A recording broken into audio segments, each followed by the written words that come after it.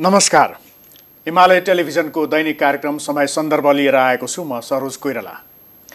यस कार्यक्रममा हामी समसामयिक विषयवस्तुमा केन्द्रित रहेर कुराकानी गर्छौं र आज भने हामीले गीत संगीत साहित्य र विशेष गरेर कला क्षेत्रको समग्र पक्षमा कुराकानी गर्ने जमर्को गरेका छौं। आज हामी विशेष गरेर गीत संगीत क्षेत्रका केही रमाइला कुरा, केही महत्त्वपूर्ण कुरा र केही गहन र महत्त्वपूर्ण विषयमा छलफल समेत गर्नेछौं। पछिल्लो समयमा गीत संगीत मात्र नभएर कला क्षेत्रमा एक किसिमका विवादहरू देखा परेका छन्। यसको अन्तर्य के हो आदि विषयमा पनि हामी चर्चा गर्नेछौं र केही रमाइला गीत संगीतहरूका प्रसङ्गहरू पनि हामी यहाँ उप्काउनेछौं। र आज हामीले स्टुडियोमा निम्ति आएका छौं प्राध्यापक डाक्टर कृष्णहरि बराल, जो गीतकार हुनुहुन्छ, समालोचक हुनुहुन्छ। नेपाली संगीत क्षेत्रलाई निकै राम्रा गीतहरू उहाँले दिनुभएको छ। धेरै पहिलादेखि अहिलेसम्म पनि उहाँका कलम गीत संगीतमा उत्तिकै चलेका छन्। अहिलेसम्म पनि उहाँका गीतहरू आउने क्रम जारी नै छ। पुरानादेखि नयाँ पुस्तासम्म उहाँले काम गरिरहनु भएको छ। स्वागत छ सर। हजुर, धन्यवाद। हजुर, अब अहिले हुन त अब लकडाउन खुलिसकेको अवस्था हो, तर पनि फेरि कोरोना संक्रमणले चाहिँ त्यसो भनेको छैन।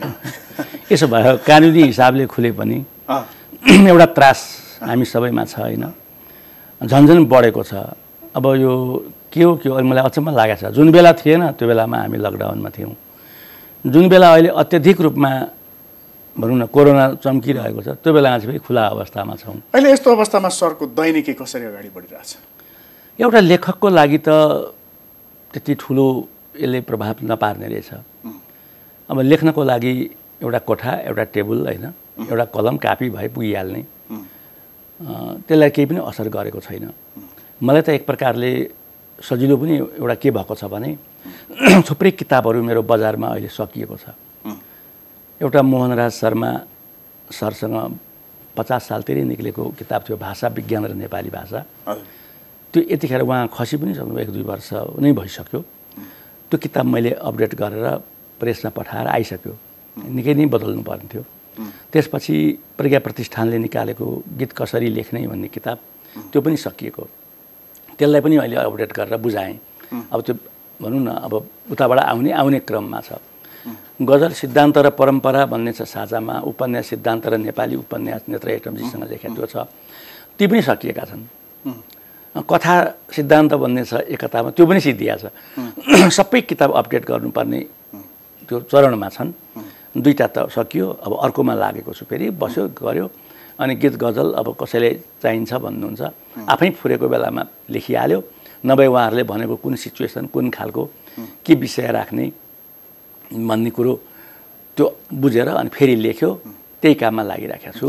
भनेपछि सर्जक स्रष्टाहरूको लागि चाहिँ सङ्कट या समस्या एउटा राम्रो मुहान हुनुहुन्छ सिर्जना। अझ लेखक र एउटा स्रष्टाको लागि चाहिँ त्यो छैन। अब सिङ्गरको लागि फेरि स्टुडियोमा जानुपर्ने, गाउनुपर्ने यी समस्याहरू होला हैन, धेरै अप्ठ्यारो होला।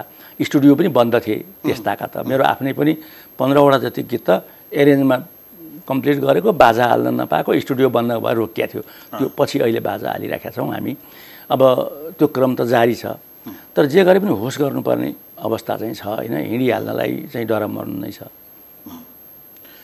यो लकडाउनको अवधिमा भनौँ न, अथवा यो सङ्कटको अवधिमा हजुर, विशेष गरेर गीत सङ्गीतकै सन्दर्भमा कुरा गर्दाखेरि सरका कलम कति चले, कति रेकर्ड भए, कति आए, यो सन्दर्भमा एउटा गीत मैले यही बिचमा गरेँ बिबी अनुरागीजीसँग। हजुर, उहाँले आफैले होममेड बनाएर हाल्नुभयो। एउटा प्रश्न सोध्नु थियो मलाई कालसँग, लुकी लुकी किन हान्छ यस्तो चालसँग भन्ने थियो। उहाँले धुन हाल्नु, कोरोना संक्रमणसँगै सम्बन्धित थियो। हजुर, भाइरस लिएर आउँछ भन्ने पनि छ तल। अनि उहाँले त्यो गरेर आफ्नै घरबाट हाल्नुभयो। त्यो पनि राम्रै प्रतिक्रिया आयो। त्यो 2 हरफको फेरि सुनाइदिनु। एउटा प्रश्न सोध्नु थियो मलाई कालसँग, लुकी लुकी किन हान्छ यस्तो चालसँग हैन। कहिले अब भुइँचालो लिएर आउँछ, कहिले के लिएर आउँछ, कहिले भाइरस पठाउँछ हैन। अब अन्तिममा चाहिँ मैले के भनेको थिएँ भने, यदि कालले त्यस्तो पंक्ति छ, म आउँदिनँ तँ बोलाउँछस् अनि आउँछु भन्यो भने के उत्तर दिने होला भन्ने छ एउटा अन्तरामा। अब यो कोरोना पनि त्यस्तै जस्तो लाग्यो क्या मलाई। अब हामी एउटा दूरी कायम गरेर बस्यौँ हैन। हामी त्यो जहीँ त्यहीँ भिडभाडमा गएनौँ भने त नहुने रहेछ नि त। अनि गयौँ भने त हामीले नै बोलाएको नि होइन। त्यो पनि मैले राखेको थिएँ। त्यो बिबीजीले गर्नुभयो। अनि हरिजीले एक दिन फोन गर्नुभयो, लौ न केही गीत यो बिचमा गरौँ भन्नुभयो। मैले एउटा गीत दिएँ, देखिन्छ बाँचिरहे चित्र अनेक अनेक, यो दुनियाँ हो दुनियाँमा चरित्र अनेक अनेक, कोही नाङ्गै खुट्टा हिँड्छन् अक्करमा भिरमा, कोही हिँड्छन् टेकी टेकी अर्कैको शिरमा भएर लेखेँ होइन। त्यो हाल्नुभयो उहाँले आफै गाएर आफै। त्यसपछि अर्को पनि गरौँ भन्नुभयो, एउटा सेनाको गीत मैले गरेँ। त्यो युद्धभूमिमा बन्दुक लिएर बसेको छ, उसले घर सम्झेको वातावरण त्यहाँ मैले मिलाएको छु। त्यो चाहिँ तिमी बुद्धको भूमिमा छेउ म युद्धको भूमिमा छु, यसैले पनि म तिमीलाई झन्झन बढी सम्झिरहेछु, थाहा छैन मेरो भोलिको बिहानी कस्तो होला, झुल्केला सूर्य कस्तो होइन, रहला जिन्दगी यो छिनमै खरानी होला भन्ने खालको गरेँ। अनि एउटा सेन्टिमेन्ट टाइपको, यहाँ फुलका डालीहरू झुल्दा म तिम्रो बिदाईको हात सम्झिन्छु, यी साथीहरू नसामा झुम्दा म तिम्रो आँखाको मात सम्झिन्छु, म गाउँ सम्झिन्छु, नाउँ सम्झिन्छु, यस्तो छ। त्यो पनि निकै राम्रो भएको छ, घरमै बनाएर हालेको। निकै भ्यू पनि थुप्रै गइरहेको छ त्यसको चाहिँ। यो सङ्कटका बेलाका सिर्जना। हजुर। जस्तो सरले एउटा हरफ सुनाउनु भयो नि भर्खरै, तिमी बुद्धको भूमिमा छेउ म युद्धको भूमिमा छु। यति धेरै यसले चाहिँ एउटा के सन्दर्भमा लेख्नु भएको सर? यो होइन, एउटा त यो काला पानी अथवा यो नेपालको सीमाको सन्दर्भ उठिसकेपछि लेखेको हो कि यो संयोग मिलाएमा? होइन, त्यसो त होइन, संयोग हो। खास चाहिँ के भने शान्ति र अशान्ति दुईटा कुरा हो। जहाँ शान्ति छ त्यो बुद्धकै भूमि हो। एउटा व्यापक रूपमा अर्थलाई तानेर लाने हो भने, होइन भने नेपाल बुद्धको भूमि हो। कहीँबाट लडेको छ त्यो अर्को युद्धको भूमि हुनसक्छ। हाम्रा नेपाली सेनाहरू विभिन्न देशबाट अर्काको देशको लागि लडिरहनु भएको छ। भुपी शेरचनले त धेरै नै यसबारेमा चाहिँ प्रतिक्रिया दिए कविता मार्फत होइन। अब एउटा त्यो, अब नेपालको भूमिमा तिमी छेउ होइन, जहाँ शान्ति छ, म अर्को ठाउँमा युद्धमा छु भनेको एउटा अर्थ थियो। अर्को अर्थ चाहिँ अब शान्ति कुनै ठाउँमा चाहिँ अब उसको प्रेमिका या पत्नी छ होइन, अब ऊ चाहिँ अब कहीँ युद्धमा लडिरहेको छ। त्यो दुईटाको एउटा चाहिँ प्याराडक्स छ होइन, बुद्धको भूमि र युद्धको भूमिको। अब अलिकति अगाडि फर्केँ त्योभन्दा अगाडि। हजुर। तर यो फेरि आएर यो सङ्कटमै यो सम्बन्धित हुन्छ। हजुर हो। मर्ने कसैलाई रहर हुँदैन, तर नमरेको प्रहर हुँदैन। हजुर। भागेर जाउँ कुन ठाउँ जाउँ मान्छे नमर्ने सहर हुँदैन। हजुर। यो यहाँले एउटा कुनै चलचित्रको लागि लेख्नु भएको थियो, नाइ नभन्नुला होइन, पहिले लेखेको थिएँ, चलचित्रमा राखियो। म वास्तवमा 2011 मा हो युएस गएको। त्यहाँ म ठुलो कार एक्सिडेन्टमा परेँ। मतलब मान्छे मरेरै पनि बाँच्दो रहेछ भने जस्तो, डक्टरले पनि बाँच्छ भन्ने सोचेको थिएन। त्यो जिसिएस भन्ने हुँदो रहेछ, त्यो 3 लाई चाहिँ डेड वा सोसरह मान्दो रहेछ। 3 to 15 मैले सुने अनुसार मेरो 3 पुगेर छ होइन। भित्र त्यो स्मल इन्टेस्टाइन फुटेर इन्टर्नल ब्लिडिङ, अमेरिकामा दुर्घटनामा कार दुर्घटनामा। तर संजोगले बाँचियो। आएँ। छोरीले के भने ऊ पनि गीत लेख्छे, स्वीकृति बराल। अहिले निबन्धहरू पनि कान्तिपुरहरूमा आइरहेको छ, लेखहरू धेरै अझ एकदम धेरै आइरहेको छ। कानुनको पनि लेख्छे उसले। अनि उसले एउटा मृत्यु सम्बन्धी लेख्नु न भने, अनि त्यो मर्ने कसैलाई रहर हुँदैन, तर नमरेको प्रहर हुँदैन। मलाई लाग्यो मान्छे हामी मर्ने भनेर चाहिँ अन्तिम सास जानेलाई मात्रै भन्छौँ। विज्ञानले पनि बायोलोजिकल डेथ र क्लिनिकल डेथ भन्छ होइन। अनि तर हामी खासमा त एक पल कि अहिले हामी यहाँ बसिरहेका छौँ, हामी त मृत्युकै बाटोतिर नजिकतिर गइरहेका छौँ नि त होइन। त्यो कहाँ यसै समय त अड्किया छैन नि, नदी समुद्रतिर गए जस्तै हामी त बगिरहेका छौँ। अनि तर नमरेको प्रहर हुँदैन, त्यो एउटा अर्थले त्यो लेखेँ होइन। भागेर कहाँ जाने त, अहिलेसम्म त मृत्युलाई जित्न सकेका छैन।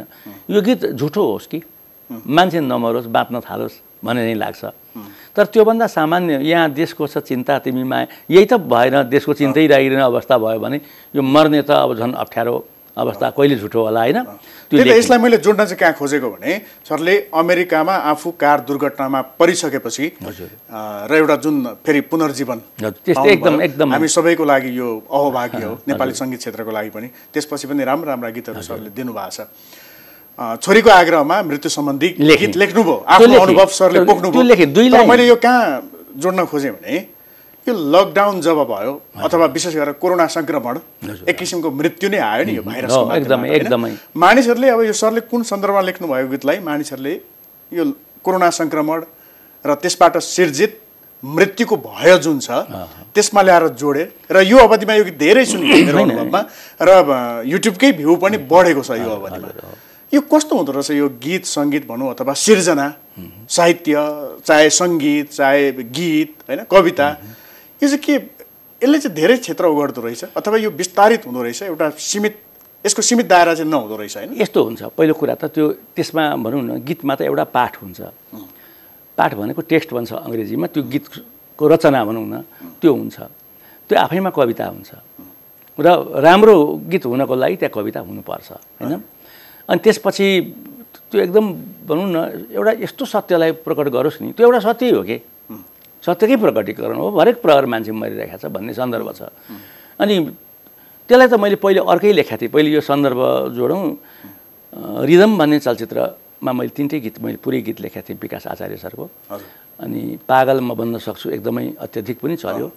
अनि अब अर्को चलचित्र बनाउँदैछु, त्योभन्दा पनि बेजोड, त्यो नाइ नभन्नु ल एक भन्दा पनि रिदम भन्दा पनि राम्रो गर्नु पर्यो, मेरो क्यारेक्टर चाहिँ बच्चा छ त्यो मर्छ भन्नुभयो। अनि मैले ती नै सुनाएँ, यो 2 लाइन मर्ने कसैलाई हुन्छ। सङ्गीत के मेरो गैरी सुरेशले हालिसक्नु भएको छ सङ्गीत पनि, पहिले छापिवरि त्यो गरिसके गीत गजल थियो। लु उसो भए उहाँसँग सुनिहालौँ भन्नु, सुन्ने बित्तिकै एरेन्जमा पठाइदिनु भयो होइन। तर अन्तरा चाहिँ त्यहाँ काम लागेन। अन्तरा चाहिँ इन जेनरल अब मरिरहेछु म त घातले नै मार्ने केवल यहाँ जहर हुँदैन, यो टाइपको पङ्क्ति थियो। अनि त्यो मैले हटाएँ। अब फिल्ममा एउटा फोर स्याडोइङ भन्छ क्या, त्यो पूर्व सङ्केत पछाडि के हुन्छ भन्ने गर्ने। अनि त्यहाँ मैले चाहिँ बच्चा मर्छ भन्ने सङ्केत गर्नु पर्यो, ऊ स्वयंले गाउँदैछ, ऊ स्वयं मर्ने कुरो आओस् भन्ने ठानेर अनि मैले हुँदैन मान्छे मात्रै नजाति दैव पनि रहेछ पक्षपाती, कोपिला नै पनि त झर्छ कहिले सधैँ सजिलो सफर हुँदैन भने। कोपिला चाहिँ प्रतीकात्मक रूपमा त्यो बच्चा मान्छेमा त्यसलाई आरोपित गरेर अब कोपिला ऊ बिचरा फुल्न पाएको छैन, ऊ मर्दैछ, सधैँ सफर सजिलो हुँदैन भने। अनि अर्कोमा पनि त्यो पङ्क्ति त्यस्तै किसिमको क्या, कुन झर्छ कुन निप्छ कहिले ठहर हुँदैन, त्यो बत्ती। मलाई त्यो दीपावलीको सिन याद आयो क्या, कहिलेकाहीँ लेख्दा लेख्दै चित्रात्मकताका चित्र आउँछ। अनि दीपावलीमा हामी थुप्रो बत्तीहरू बाल्छौँ, अनि कुनै चाहिँ तेल पनि हुन्छ बत्ती पनि हुन्छ, त्यो निभिसकेको हुन्छ हेर्नु है। कुनै चाहिँ खरानी जस्तो पनि बलिराखेको हुन्छ, तेल पनि हुँदैन बत्ती पनि सिधिया त्यो पिल गर्छ नि, त्यो बिम्ब एउटा मेरो दिमागमा चढ्यो। अनि मैले जीवन किन यहाँ चल्दैन यस्तै, बत्ती दियोमा बल्दैन उस्तै, कस्तो खटन हो यो नियतिको, को निप्छ कहिले ठहर हुँदैन, को जान्छ को मर्छ छैन नि, त्यो लेखेँ। वास्तवमा यत्तिकै बाहिर ओपन अरू स्वतन्त्र ढङ्गले रेकर्ड गरे भए के हुन्थ्यो म जान्दिनँ। चलचित्रमा त्यसले यस्तो काम गर्यो नि, त्यो हेर्ने मान्छेलाई रुवायो क्या होइन। अनि त्यो रुवाएको हुनाले पनि त्यो चलचित्रमा परेको हुनाले पनि त्यसले व्रत शक्ति प्राप्त गर्यो जस्तो लाग्छ।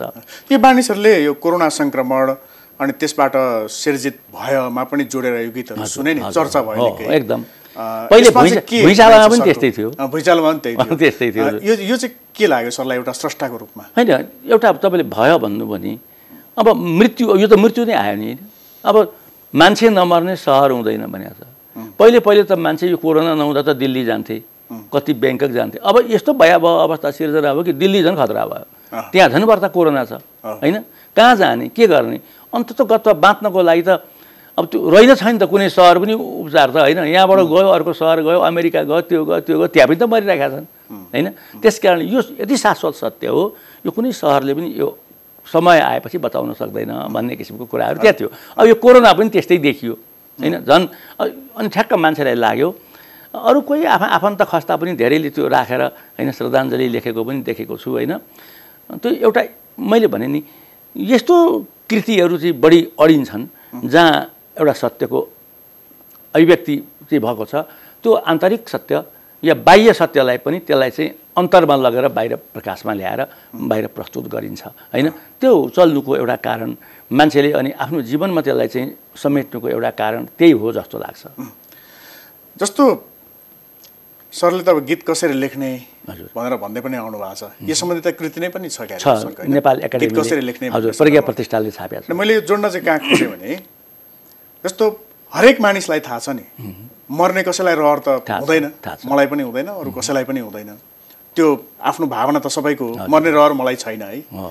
तर मान्छे नमरेको समय कुनै एउटा सेकेन्ड पनि हुँदैन, मिनेट पनि हुँदैन, कुनै प्रहरै हुँदैन। सबैलाई थाहा छ, भागेर कहीँ जान सकिँदैन मृत्युबाट भन्ने पनि थाहा छ। मान्छे नमर्ने कुनै सहर, गाउँ सहर, टोल बस्ती केही कहीँ कतै छैन भन्ने पनि थाहा छ। तर यो सिर्जनाको रूपमा आउँछ नि, फेरि यो सबैमा यो भावना हुँदाहुँदै पनि फेरि कसैबाट आउँछ। जस्तो यो डाक्टर कृष्णहरि बराल सरबाट यो भावना चाहिँ एउटा कवितात्मक रूपमा एउटा गीति सिर्जनाका रूपमा आयो। यो कसरी आउँछ सर? यो कसरी लेखिन्छ, कसरी आउँछ यस्तो भावना? यो भावनाको कुरा गर्नुभयो होइन, त्यो सबैसँग हुन्छ। त्यो कविसँग जस्तो मैले यही लाइन किन लेख्न नसक्ने मैले अथवा अरूले किन लेख्न नसक्ने भावना त सबैमा छ नि आखिरमा। मैले अघि गीत कसरी लेख्नेको सन्दर्भ उठ्यो, त्यसमा मैले एउटा शीर्षक दिएको छु, उपशीर्षक भनौँ न, के गीत सिकेर लेख्न सकिन्छ भन्ने एउटा क्वेसन छ र त्यसको उत्तर मैले दिने प्रयास गरेको छु त्यहाँ है। कतिलाई कति चित्त बुझ्ने नबुझ्ने फेरि आफ्नो ठाउँमा छ, तर मैले चित्त बुझाउने प्रयास गरेको छु। त्यो चाहिँ मैले धेरै सन्दर्भबाट ल्याएर गरेको छु। अब हरेक मान्छे कवि हुन सक्ने सामर्थ्य राख्छ जस्तो मलाई लाग्छ होइन। अहिले त कस्तो छ भने विश्वमा अब सृजनात्मक लेखनमा विद्यावारिधि हुन्छ, पिएचडी हुन्छ, मास्टर लेभलमा पनि सृजनात्मक लेखन यी नेपालमा पनि पढाउन थालिएको छ। त्यो हुनुको भने के हो भने जसले लेखेकै छैन उसलाई पनि कवि बनाउन सकिन्छ, उसलाई पनि उपन्यासकार बनाउन सकिन्छ, उसलाई पनि नाटककार बनाउन सकिन्छ भन्ने मान्यता हो। लेख्दै नलेखेको लेख्ने नसोचेको मान्छेलाई पनि सकिन्छ। कारण के भने उसको त्यो अचेतनमा होइन अनकन्सियस त छ नि। सिगमन्ड फ्रायडले के भन्यो भने मान्छे एकामुनि 10 भाग मात्रै चेतन हो, 9 का मुनि 10 भाग त त्यो अचेतनको भूमिका रहन्छ भने। र उसले के पनि भन्यो भने कलाको मुहान त्यही अनकन्सियस हो। अब हामी माइन्ड हो। अब त्यो भइसक्यो भने हामीले के बुझ्नु पर्यो भने सबै मान्छेको 9 का मुनि 10 भाग त अनकन्सियस छ भने उसकोमा पनि त लेख्ने शक्ति कलाको मुहान त छ नि, नआएको हो। एउटा मैले अर्थ त्यो लगाएको हो। अनि अर्को संस्कृत साहित्यका आचार्यहरूले प्रतिभा व्युत्पत्ति र अभ्यास भने लेखनलाई एउटा प्रतिभा चाहिँ उनीहरूले इन्भर्न त्यो कुनै ठाउँमा मूल फुटेर पानी निस्किन्छ नि त्यो हो। अब त्यो मूल फुटेर पानी ननिस्कियो भने पनि अभ्यास गरेर पनि लेख्न सक्छ, अर्काको सिकेर पनि लेख्न सक्छ भने उनीहरूले पनि त्यो कुरो स्वीकृति दिए। मार्क्सले आर्थिक कुरा ल्याएर जोडे, हरेक मान्छे कवि हुनसक्छ होइन। त्यो आर्थिक सामाजिक जीवनकै परिणति हो भने त्यसमा त मान्छे बसेकै हुन्छ होइन। कार्ल गुस्ताव युङ भन्ने अर्को मनोविश्लेषक उनले चाहिँ के भन्नुहुन्छ भने आर्केटाइप आद्यबिम्ब त्यही अचेतनकै कुरो सन्दर्भ गर्दै एउटा चाहिँ कलेक्टिभ अनकन्सियस भनेको छ सामूहिक अचेतन। सामूहिक अचेतनको तहमा चाहिँ मिथहरू सिर्जना भएका हुन्, त्यो अझ बढ्दा सबैलाई मिल्ने प्रकारको हुन्। बडो राम्रो कुरो भनेका छन् उनले। त्यो कस्तो हो भने टापु हुन्छ नि, समुद्रमा 5 वटा 6 वटा 7 वटा टापु छन्। ती टापुहरू चाहिँ हेर्दाखेरि छुट्टै छन्। मान्छे पनि हेर्दाखेरि हामी बेग्लै छौँ क्या। तपाईँ र म यहाँ यसरी बसिराखेका छौँ, कोही दर्शकहरू हेरिरहनु भयो होला, हामी छुट्टै छौँ। तर अन्तरतलमा गएपछि जसरी ती टापु तलै जोडिया छन् नि त्यस्तै हामी पनि एउटै तलमा गएर जोडिन्छौँ। त्यो मान्छेको आदिम ऊ खोज्दै खोज्दै जाँदा त्यहाँदेखि नै गुणहरू लिएर आएका छौँ र हामी एकै प्रकारका छौँ। मलाई लाग्दैन अब कोही अमेरिकामा बसेर प्रेमी र प्रेमिका 2 जना गफ गर्न थालेका छन् र नेपालमा बसेर 2 जना गफ गर्न थालेका छन् भने त्यो भावना उस्तै हुन्छ होइन। त्यो ठाउँले के फरक पार्छ भन्नु न, मान्छे हुनुको नाताले मान्छेमा हुने कुरा त मिल्छन् नि। त्यसकारण यो के हुन्छ भन्नुहुन्छ भने भावना पनि कोही चाहिँ विश्वव्यापी युनिभर्सल हुन्छ मान्छे भएको नाताले। अनि कतिपय कुराहरू मिल्छन् क्या, उनीहरूले भनेको र यहाँका लेखकले भनेको कुरो पनि ठ्याक्कै मिल्न जान्छ होइन। त्यो एउटा कथामा एउटा अमेरिकन कथाकारले लेखेको कथासँग चाहिँ पुष्कर शमशेरले लेखेको कथाको दैवले थाहा छ तर त्यो बोल्दैन भन्ने कुरो मिल्छ क्या। किन मिल्यो त भन्दाखेरि मान्छे भएको नाताले एउटा हुन्छ। यस्ता धेरै मिल्छन्, गीतहरू पनि मिल्छन्, गीतका पङ्क्तिहरू पनि। अनि त्यसले गर्दाखेरि त्यो युनिभर्सल भयो। हामी देशकालको कारण, यहाँको वनस्पतिको कारण, यहाँको भूगोलको कारण हामी जुन बस्छौँ नि त्यो चाहिँ अलिक फरक हुनसक्छ। त्यो चाहिँ उनीहरूको लागि फेरि अलिक ग्राह्य कम हुन्छ क्या। किन यो कुरो थाहा हुँदैन नि। मैले गीतमा लेखेँ सेती नदी चाहिँ सुसाउँछ भित्र, अर्जिना रिमालले गाएको छ नि नाइन भन्नु लमा, बाहिर पाएर हुँदैन मान्छे। त्यो सेती नदी नबुझिकन त्यसको त्यो गाडिएर बगेको आवाज सुनिने होइन, तर त्यो पानी नदेखिने कुरो नबुझिकन त अर्को बाहिरको त्यो सिम्बल, त्यो व्यक्तिगत सिम्बलको रूपमा आयो, त्यो बुझ्दैन मान्छेले होइन। त्यो चाहिँ एकदेशीय र सर्वदेशीय हुने रहेछ भाव। त्यो अन्तरतलबाट जे सत्य निस्किन्छ र बाह्य सत्य पनि जुन भावनामा रङ्गेर निस्किन्छ त्यसले सबैलाई छुने हो, र त्यो अवस्थामा चाहिँ गीतले आफ्नो शक्ति प्राप्त गर्ने हो। जस्तो सरले अहिले जुन हिसाबले व्याख्या गर्नुभयो स्रष्टा कलाकार, अब लेख्न सकिन्छ भन्नु भने मैले एउटा चाहिँ सिम्बोलिक रूपमा भनेको छु, आफै मूल फुटेर होइन। कसैको के हुन्छ भने यति धेरै भित्र फिलिङ त्यो आवेगात्मक संवेगात्मक रूपमा प्रकट हुन्छ कि कसैले भन्ने भने आफै निस्किन्छ क्या, गफ गर्दा गर्दै पनि कहिलेकाहीँ निस्किन्छ र मान्छे बुद्धिबाट त्यो बुद्धि पक्ष जुन हुन्छ नि चेतनाबाट चाहिँ छुट्छ पनि कहिलेकाहीँ होइन।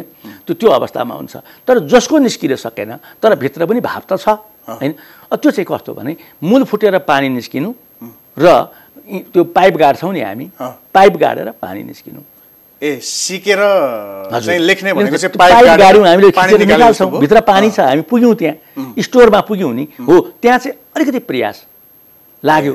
तर जसलाई संस्कृतका आचार्यहरूले प्रतिभा भने होइन, त्यो आफै मूल फुटेर निस्केको जस्तो त्यो चाहिँ आफै दबाववर्ता भयो, निस्कियो। कसैकोमा दबाव कम होला र कसैको चाहिँ फेरि के पनि हुन्छ भने निस्किन चाहिँ निस्किन्छ तर पक्रिनको लागि वास्ता नगर्ने बानी हुन्छ। तर पानी मिठो त फेरि मूल फुटेर आएको नै हुन्छ नि होइन, पाइप गाडेर निकालेको पानी भन्दा ट्युबवेलबाट निकालेको पानी भन्दा। त्यो अब यस ट्युबवेलमा चाहिँ कारण के हो जस्तो लाग्छ मलाई भने, आएको त पानीको स्रोत त मूल त अन्तरतल उही हो, ट्युबवेलमा आउँदाखेरि चाहिँ खियाहरू लाग्छ नि त्यसमा, त्यो कारणले अनि अझ गहिरोमा पुग्न सकेर अनि माथिकै सतहको आयो भने फरक पर्ला, नत्र पानीको क्वालिटी उस्तै होला। र दुइटै पानीलाई फिल्टरमा हालेर खानु चाहिँ बढ्ता राम्रो हुन्छ, परिष्कारको हो। अब अलिकति मैले प्रसङ्ग बदलेँ है हजुर। लकडाउनका बेला, कोरोना सङ्क्रमणका बेला नेपाली कला समग्र गीति लेखनबाट म समग्र कला क्षेत्रमा आएँ। सरको पनि यसमा टिप्पणी सुनिहालौँ भन्ने। हजुर। एक किसिमको धैर्य गुमाएको पाइयो नेपाली कला क्षेत्रले, चाहे चलचित्र क्षेत्र होस्, गीत सङ्गीतकै क्षेत्रमा पनि धेरै कलाकारहरू विवादमा परेको पाइयो, धेरै विवादित विषयहरू आए। यो किन यसरी धैर्यता गुमाउँछ कला क्षेत्रले, किन गुमायो यो? जस्तो कला क्षेत्र त समाज बुझेको हुन्छ, मानिसको मनोविज्ञान बुझेको हुन्छ, सबै कुरा एक किसिमले छर्लङ्ग भएको हुन्छ नि होइन कलाकारहरू त, यो किन धैर्य गुमायो होला? त्यो जरुरी हुँदो रहेनछ भन्ने कुराको एउटा प्रमाण भयो। हजुर। अब कुरो के हो भने धैर्य भन्दा चाहिँ जे प्रकट हुन्छ भित्रबाट, अघि मैले भने नि त्यो त्यही नै फाइनल, त्यही नै राम्रो, त्यही नै उत्कृष्ट चाहिँ हुन्छ भन्ने जरुरी छैन। लेखनाथ पौडेलले वर्षा विचारमा होइन त्यो ऐसेलुको दाना टिप्दाखेरि मतलब मेरी पत्नीले कानको टप सम्झिन्छन् भनेर पहिले लेखे होइन, त्यो वर्षा विचारमा। यद्यपि अब यो लेखाइमा आफ्नो कुन राम्रो कुन नराम्रो आफ्नो ठाउँमा छ। अनि पछि ऋतु विचारमा फेरि त्यो कलेक्सन गरेर बाहिर निकाल्दाखेरि उनले मेरी पत्नी ऐसेलुको दाना टिप्दा होइन त्यो कानको टप सम्झिन्छन् भन्ने ठाउँमा ग्रामीण नारी सम्झिन्छन् आफ्ना ती कानका टप लेखे। फेरि उनलाई के लाग्यो भने पत्नीभन्दा अलिक केही होला कि त जस्तो लाग्यो, अलि राम्रो हुँदैन कि भन्ने बुझे होला र उनले ग्रामीण नारीहरू सम्झिन्छन् भनेर बनाए। यद्यपि कमल दीक्षितले पहिलेकै राम्रो हो, त्यो नै भावुक लाग्यो मलाई भन्नुभयो होइन। त्यो आफ्नो ठाउँमा कुन ठिक कुन बेठिक भन्ने कुरा होला। भित्रबाट जे प्रकट हुन्छ कलाको रूपमा त्यो नै एकदमै फाइनल, त्यो चाहिँ अब समाजोपयोगी सबै हुन्छ भन्ने लाग्दैन। त्यसले गर्दाखेरि प्रगतिवादी कविहरू, मार्क्सवादी कविहरू सर्वहाराको हित हुने खालको, समाजलाई विकास गर्ने खालको, समाजलाई उन्नत बनाउने खालको कृति लेख्नुपर्छ, यी अरू विभिन्न किसिमको लेख्नु पर्दैन भन्छन्। नारीवादीहरू नारीको उत्थान हुने खालको लेख्नुपर्छ भन्छन् होइन। त्यसले गर्दा आफ्ना आफ्ना धार छन्। अब नारीको उत्थान हुने लेख्दा कहिलेकाहीँ अलि एग्रेसन पनि आउँछ र त्यो आउँदाखेरि चाहिँ पुरुषलाई फेरि अलि मन नपर्ने पनि हुन्छ। यी सब कुराहरू हुन्छन्। त पाठ जुन हुन्छ, जुन लेखिन्छ, लेखिसकेपछि एकदम खुल्ला यस्तो भनौँ न केही पनि नभएको ठाउँमा त लेखिँदैन होइन। त्यसमा कुनै समाजको कुनै चित्र पस्ला, समाजको चित्र पस्दा कहिलेकाहीँ त्यो समाजलाई चित्त नबुझ्ने कुरो हुन्छ। कहिलेकाहीँ लेख्दाखेरि कानुनको विरुद्ध होला, त्यो कानुनको लागि चाहिँ चित्त नबुझ्ने कुरो हुन्छ। त्यो कुरोलाई चाहिँ एउटा कलाकारले मैले यो जुन कुरो लेखेको छु यसले चाहिँ समाजलाई सुधार्छ, यसले अगाडि बढाउँछ, अगाडि बढाउने सन्दर्भमा लेखेको छु भन्ने कन्फिडेन्स चाहिँ उसमा हुनु पर्यो नम्बर 1 होइन। उसो भए के जस्तो गीत सङ्गीत अथवा कलाको माध्यमबाट खालि आदर्श समाजको मात्रै कल्पना गर्ने त विद्रोह गर्न चाहिँ सकिँदैन? विद्रोह भनेकै पनि आदर्शको लागि हो। अब एउटा कुरो सकिन्छ, मैले यो भन्न खोजेको होइन कि साहित्यलाई समाजको ऐना हो भन्छ होइन, तर ऐना मात्र पनि होइन होइन, अहिलेको समाज मात्रै त्यसले देखाउने होइन, भावी समाज कस्तो हुने भन्ने निर्देश गर्ने काम पनि साहित्यकारकै काम हो होइन। साहित्यकारले देखाउनै पर्छ क्या त्यो बाटो, र त्यो देखाउने हुनाले पनि प्लेटो पहिले डराएर चाहिँ यो साहित्यकारहरूलाई देश निकाला गर्नुपर्छ पनि भने हेर्नुहोस् होइन, किन यसले समाज भाँड्छ पनि भने। भन्न खोजेको कुरो के भने समाज जे छ त्यही लेख्नुपर्ने होइन, तर त्यो लेख्दाखेरि पनि कहिलेकाहीँ के भइदिन्छ भने होइन, मतलब समाजलाई सद्गतितिर राम्रो गतितिर नलगिकन पनि समाजको विद्रोह त हुनसक्छ होइन। अब हामीले के लेख्यौँ भन्ने कुरामा हामी सचेत हुनुपर्छ। तपाईँले सङ्केत गर्न खोज्नुभएको यो सेन्सरसिपका कुरा यो किन यस्तो भन्ने जस्तो लाग्यो मलाई होइन। र यो सेन्सरसिप चाहिँ म के भन्छु भने कतिपय देशमा त यो भन्न पाइन्छ यो भन्न पाइँदैन भन्ने एकदम कडा नियम छ होइन। हजुर हरेक कुरा साहित्यमा कतिले त साहित्य लेखे बापत कतिपय मुस्लिम देशहरूमा त यसलाई सफाया गरिदिनुपर्छ भन्ने जस्तो आन्दोलन पनि उठाएका छन् होइन। अब त्यो डरलाग्दो विषय छ, धर्ममा हात हाल्नु होइन, अनि त्यसपछि रङमा हात हाल्नु, कालो गोरो यी आदिमा होइन, जातिमा त्यो हात हाल्नु यो राम्रो हतपत राम्रो मानिन्न, तर पनि साहित्यकारले त हाल्छ। साहित्यकारले त्यो हात हाल्दाखेरि सकारात्मक ढङ्गले प्रमाणित ढङ्गले मैले यो कुरो जुन एक्सप्लेन गरेको छु यसले समाजलाई चाहिँ त्यो समाजमा लागेका दागहरू धुन्छ र यसलाई हुन्छ भनेर उसले बताउन सक्नु पर्यो, प्रुफ गर्न सक्नु पर्यो। प्रुफ गर्न सकेन भने अप्ठ्यारो हुन्छ होइन, यो कारण हो। अब सेन्सरसिप प्रजातान्त्रिक मुलुकमा त गाह्रो कुरा हो, राम्रो कुरो त हुँदै होइन होइन। तर एकछिन मानौँ तिमी 14-15 वर्ष कि 16 वर्ष कि भइछौ होइन, म अब तिमीलाई बिहे गर्छु भनेर हामीले कुनै गीत लेख्यौँ, पहिले हाम्रै हरफ लेख्यौँ। अब हाम्रै यहाँ पनि होइन, अब जेठी हुँदाहुँदै म तिमीलाई पनि ल्याउँछु भन्ने खालका गीतहरू आएका छन् होइन। अब त्यो चाहिँ त कानुनले त छुट दिँदैन होइन, यस्तो गीत सेन्सरसिपमा पर्ने कि नपर्ने कानुनले छुट दिँदैन। त्यसको मुद्दा पर्यो भने त अदालतले पनि रोक्छ, कानुन बाधक भयो नि त उसको लागि त। 16 वर्षकोसँग बिहे गर्न हुन्छ कि हुँदैन आफ्नो ठाउँमा होला होइन, व्यक्तिगत रूपमा हुन्छ भन्ला कोही हुन्न भन्ला, तर कानुनले त हुन्छ भन्दैन होइन। अदालतमै गएर मुद्दा हाल्यो भने पनि यो चाहिँ कानुनले रोके हुनाले यो प्रतिबन्ध लगा त भन्छ नि होइन। यो कुरो एउटा हामीले बुझ्नुपर्छ। अत्यन्त प्रजातन्त्र भएको मुलुकमा, वाक स्वतन्त्रता भएको मुलुकमा पनि सबै कुरो चाहिँ भन्न पाइँदैन भन्ने एउटा कुरा मैले सङ्केत गर्न खोजेँ। एकजना अमेरिकन वकिलले भनेका छन् यो वाक स्वतन्त्रता एउटा मिथ हो, संसारका कुनै पनि 100% प्रजातन्त्र भएका भन्नेमा पनि हुँदैन उनीहरूले भनेका छन्। तर त्यो कतिसम्म हुन्छ त भन्दा त्यो समाजलाई हेरेर कति कस्तो छ समाज अनि त्यहाँको कानुन कस्तो छ यसको आधारमा हुन्छ भनेको छ। अब अर्को सेन्सरसिप कानुनले छोडिदियो, अब त्यो मान्छेहरू हुन्छन्, मान्छेका समूहहरू, तिनले अप्ठ्यारो पार्छ, तिनलाई चाहिँ कन्भिन्स गर्न सकिन्छ यदि हामीले भनेको कुरो ठिक छ भने होइन। र अर्को सबैभन्दा उत्तम उपाय के हो भने सरकारले प्रतिबन्ध लाउने, सेन्सरसिप गर्ने या समाजको एउटा कुनै समूहले झुन्डले प्रतिबन्ध गर्ने भन्दा सबभन्दा उत्तम चाहिँ लेखक स्वयं त्यो एउटा हुन्छ नि सेल्फ सेन्सरसिप, उसले मैले यो लेखेको कुरो समाजको लागि उपयोगी छ भन्ने कुरामा ऊ कन्भिन्स हुनु पर्यो र उसले त्यसमाथि कसैले आवाज उठायो भने यति कारणले मैले भनेको हो, यो कुनै उसको विरुद्ध होइन कि समाज सुधार्न भने हो भनेर उसले स्पष्टीकरण दिनु पर्यो, यति चाहिँ हुनु पर्यो हैन। त्यति सबै जस्तो अब कतिपय कुरा कानुनले रोक्ला, कतिपय कुरा समाजले रोक्ला, धर्म जात क्षेत्र आदिले रोक्छ, कतिपय चाहिँ धर्मले रोक्ला हैन, कतिपय समाजले रोक्ला, कतिपय कुरा एउटा चाहिँ भनौँ न स्रष्टा सर्जक जो आफूलाई लागेको छ सरले भने जस्तै सेल्फ सेन्सरसिप नै होला भनेपछि त अनि यति धेरै चाहिँ भनौँ न एउटा दायरामा ल्याउने हो भने त फेरि कला सिर्जना कसरी फल्ला फुल्ला त। अब जस्तो सिर्जना त खोला जस्तै छङछङ बग्नुपर्छ भनिन्छ नि, बर्खामा त बढी पानी भएपछि त भेल पनि आउँछ, बस्ती नै उडाउँछ, कि यसलाई नहरमा जस्तो थुनेर दुवैतिर बाँधेर निश्चित पानी लगे जस्तो भयो भने यो फल्न फुल्न प्रस्फुटन हुन सक्छ। त्यो यसो हो, विधा अनुसार पनि यसले भूमिका खेल्छ। हेर्नुहोस्, एउटा उपन्यासकारले त्यो दृश्य विधा होइन, त्यो पाठ्य विधा हो। एउटा उपन्यासकारले एउटा ठुलो हदसम्मको अश्लीलता उसले प्रयोग गर्न सक्छ, किनभने त्यो एक्लै पढ्छ पाठकले होइन। तर त्यही गीतमा ल्याउन चाहिँ सकिँदैन, किनभने सामूहिक रूपमा सुन्ने विषय भयो क्या। त्यो कतिपय विधागत एउटा प्रतिबन्ध पनि, विधाको कारणले पनि यसमा प्रतिबन्ध लाग्ने यसमा नलाग्ने हुन्छ। म तपाईँलाई एउटा उदाहरण दिन्छु। नाइ नभन्नुले दुई चल्ने बेलामा ठुलो विरोध भयो, यो बच्चाको प्रेम देखाएर बच्चा बिगार्ने भयो होइन।